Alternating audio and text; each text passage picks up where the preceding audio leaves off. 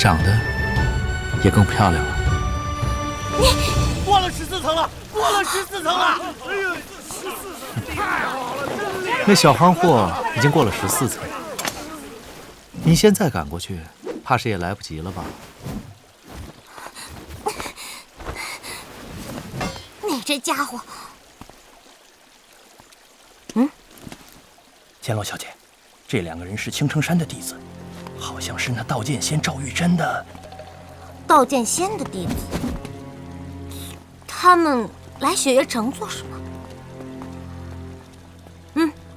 我跟上去看看，你们不用跟着了。是。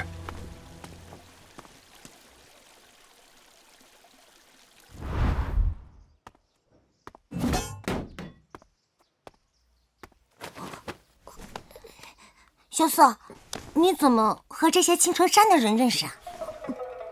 刚刚偶遇而已，想请2位道长算个卦。这位想必就是枪仙之女司空千洛了。青城山李凡松，飞轩见过司空姑娘。不知2位此番来雪月城，所谓何事啊？我们就是来看看，就是来看看。让2位久等了，咱们这就开始吧。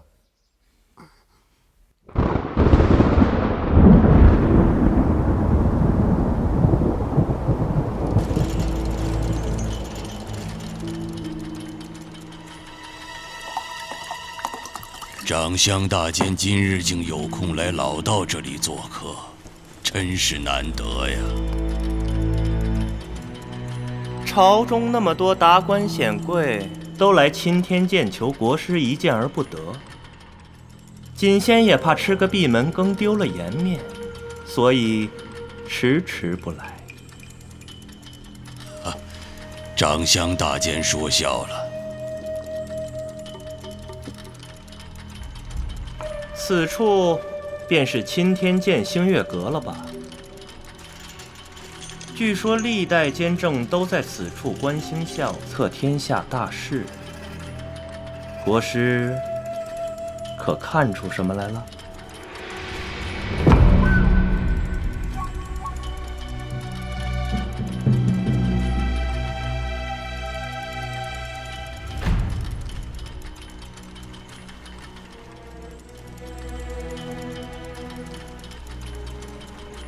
明日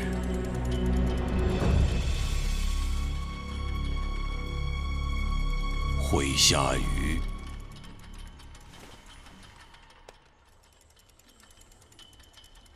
就这样。